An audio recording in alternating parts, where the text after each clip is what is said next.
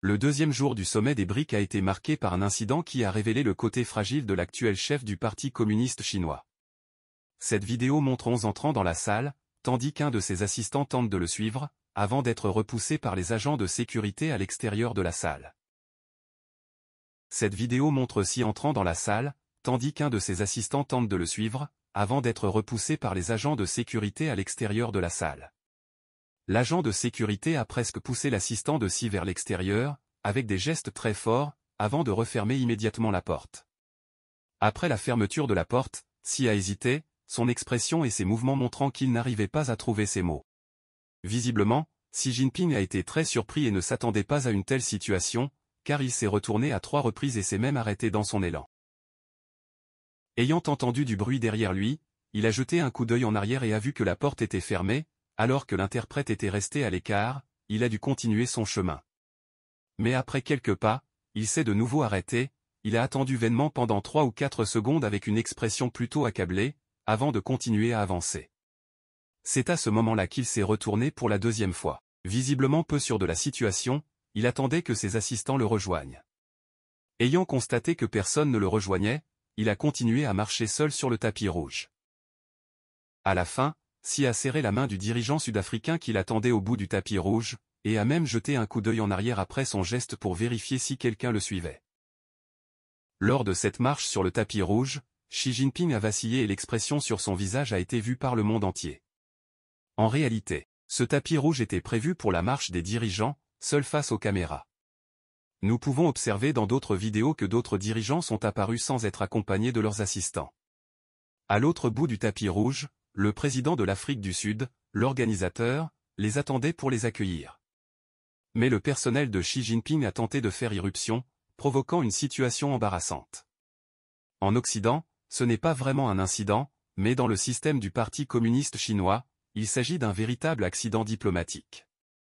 En effet, le PCC a toujours souligné que la diplomatie n'était pas une mince affaire. Le 22 août, la veille de cet incident, Xi Jinping était aussi absent, de manière inattendue, du Business Forum de Johannesburg. Alors que le président russe Vladimir Poutine, qui n'a pas pu assister au sommet en personne en raison d'un mandat d'arrêt international pour son invasion de l'Ukraine, s'est exprimé par vidéo. La Chine était représentée par le ministre du Commerce, Wang Wentao, qui a prononcé un discours incendiaire au nom de Xi Jinping, condamnant l'hégémonie des États-Unis. Il a été révélé plus tard que Xi se trouvait ce jour-là à Pretoria, une autre ville d'Afrique du Sud, pour une visite d'État. D'après l'emploi du temps, il semblerait que cette visite d'État coïncidait avec le forum d'affaires des BRICS, ce qui a empêché Xi de se libérer. Il est intéressant de noter que les médias chinois n'ont pas parlé de cet événement, mais seulement du discours de Xi Jinping lors de la cérémonie de clôture du forum d'affaires des BRICS. Des erreurs aussi communes dans l'organisation des voyages et des réunions ont pu se produire au beau milieu de visites d'État très prisées de Xi. Cela paraît assez incroyable. Mais, cela montre que le système diplomatique du PCC traverse une période de chaos et d'inefficacité sans précédent. Peut-être que Xi Jinping se souvient de Qin Gang, l'ancien ministre des Affaires étrangères qui était très prudent, mais qui était aussi l'un de ses hommes de confiance. Un ancien diplomate biélorusse a confié à Voice of America qu'il avait été témoin des efforts de Qin Gang lors des préparatifs de la visite de Xi Jinping en Biélorussie en 2015. Qin avait appelé au milieu de la nuit pour poser cette question.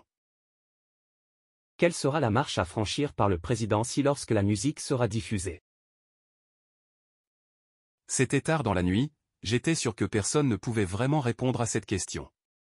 N'ayant pas obtenu de réponse satisfaisante, Qin s'est rendu tard dans la nuit au musée où Xi devait se rendre le lendemain pour compter les marches afin de s'assurer que rien ne se passerait mal le lendemain.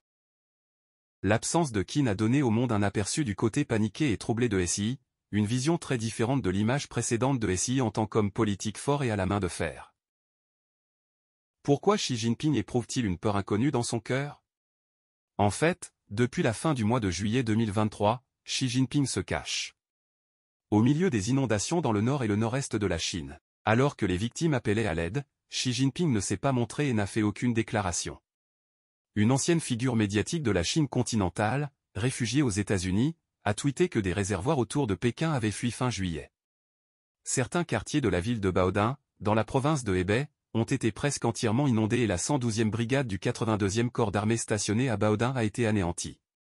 Les dirigeants avaient peur de se rendre sur les lieux de l'inondation par crainte d'une révolte militaire. Cette information reste à confirmer. Dans le contexte des inondations, la réunion du comité permanent du Politburo du PCC, qui s'est tenue le 17 août dernier, a également attiré l'attention du monde extérieur. Toutefois, la télévision d'État n'a pas diffusé d'images de la réunion, se limitant à un texte indiquant que Xi Jinping présidait la réunion et prononçait un discours important. Ce n'est que lorsque Xi Jinping est arrivé en Afrique du Sud le 22 août pour participer au sommet des BRICS qu'il est enfin apparu. Cependant, lors de la réunion des BRICS, nous avons vu un chef du parti fragile et mal à l'aise. Au retour de sa visite en Afrique du Sud, Xi Jinping et un groupe de hauts fonctionnaires, dont le ministre des Affaires étrangères, le vice-président de la commission militaire et le ministre de la Sécurité publique, Kekui, Wang Yi, et Wedong et Wang Xiaohong, se sont rendus directement au Xinjiang au lieu de retourner à Zhongnane, siège du gouvernement central, ce qui est considéré comme le signe d'un regain d'intensité de la lutte interne au sein du gouvernement. Pour les hauts responsables du PCC, une armée bien consolidée est leur plus grande préoccupation. Passons maintenant à une scène où des chars sont transportés vers Pékin. Le 26 août, une vidéo a circulé sur Internet montrant un train de marchandises se dirigeant vers Pékin via Shijiazhuang, en Chine, et transportant un grand nombre de chars et de véhicules militaires. Shijiazhuang est situé à moins de 300 km de la capitale, Pékin, ce qui a suscité des inquiétudes sur la situation politique à Pékin. Pourquoi y a-t-il un grand nombre de chars en transit si près de Pékin? Certains internautes ont constaté que la direction du transit de ces chars n'était pas le sud, à savoir Taïwan, mais le nord, en direction de Pékin. Que s'est-il passé exactement? Nous n'avons pas encore d'autres indices. Ce qui est certain, c'est que l'Armée populaire de libération, APL, chinoise n'est pas dans un climat de stabilité. Le 29 août, Pékin a tenu une réunion militaire d'urgence au cours de laquelle le vice-président de la commission militaire centrale, Zhang Yuxia, a souligné la nécessité de mobiliser la motivation et la créativité de l'armée à tous les niveaux, afin de purifier l'atmosphère du secteur. Conformément à l'habitude du PCC de « réclamer ce qui manque », ces mots ont été considérés comme reflétant le manque de motivation dans l'armée et l'impureté de la culture militaire.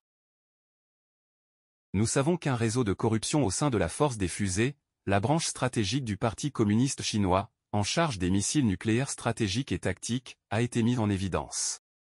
Certains membres de la force des fusées font déjà l'objet d'une surveillance secrète. Le 28 juillet, le South China Morning Post, SCMP, de Hong Kong a rapporté, en citant des sources bien informées, que Li Yushao, commandant de la force des fusées de l'Armée populaire de libération, son commandant adjoint, Sub, Liu Guangbin, et son ancien commandant adjoint, Sub, Zhang Zhangzong, ont été emmenés par des enquêteurs de l'Agence anticorruption de la Commission militaire centrale, CMC, du Parti communiste. L'ancien ministre chinois de la Défense, Wei Fang, est également invisible depuis plusieurs mois. Il a été le premier commandant de la force des fusées après les réformes militaires de Xi Jinping de 2015 à 2017, mais il est invisible depuis mars dernier. Et, bien sûr, il y a l'ancien ministre chinois des Affaires étrangères, Qin Gang, qui a disparu tout l'été. Bien que Qin ait été ministre des Affaires étrangères et conseiller d'État, il n'était qu'un fonctionnaire civil et représentait une menace moins grave pour Xi que la force des fusées. Le commandant de la force des fusées, Li Yushao, est une menace bien plus grande pour Xi, que ce soit en raison de sa corruption ou d'une affaire de secret défense impliquant son fils. Ces deux affaires sont devenues un échec majeur dans les efforts de Xi pour former ses fidèles. Interrogé par les médias le 31 août sur les mutations au sein du personnel dirigeant de la force des fusées de Chine et sur la disparition de Wei Fang depuis plusieurs mois, un porte-parole du ministère chinois de la Défense nationale, MND, a déclaré que dans le cadre de la lutte contre la corruption, tous les cas feront l'objet d'une enquête et que toute corruption sera punie. C'est la première fois que le ministère chinois de la Défense évoque publiquement une enquête sur la corruption parmi les hauts responsables de l'armée, après un remaniement majeur de la direction de la force des fusées. Cependant, lorsque notre équipe a effectué une vérification, nous avons constaté que le paragraphe ci-dessus avait été supprimé de la transcription de la conférence de presse régulière d'août 2023 du ministère de la Défense nationale, sur le site web du ministère chinois de la Défense nationale. Peut-être les informations concernant les troubles au sein de l'armée étaient-elles trop sensibles pour être dévoilées au public chinois. Maintenant, une autre surprise vient de se produire. Xi Jinping devait participer au sommet du G20 à New Delhi, en Inde, les 9 et 10 septembre, Mais le ministère chinois des Affaires étrangères a annoncé que le Premier ministre chinois Li Qiang assistera au sommet des dirigeants du G20 à New Delhi, la première ville d'Inde, durant ce week-end, ce qui signifie que le président chinois Xi Jinping sera absent. 2 fonctionnaires indiens, un diplomate basé en Chine et un fonctionnaire travaillant pour le gouvernement d'un autre pays du G20 ont affirmé que le Premier ministre Li Qiang est attendu pour représenter Pékin lors de la réunion des 9 et 10 septembre à New Delhi. L'absence de Xi au sommet du G20 aurait pour effet immédiat de donner l'impression que le PCC n'est pas disposé à communiquer efficacement avec d'autres pays ou à se réconcilier avec des pays avec lesquels il entretient déjà des relations tendues. À l'heure où le PCC doit apaiser les tensions avec l'Occident afin de relancer le commerce extérieur et l'économie de la Chine, les pays occidentaux, y compris les États-Unis, attendaient avec impatience une rencontre entre Xi et Biden lors du sommet du G20. Le comportement de Xi est assez perplexe pour le monde extérieur.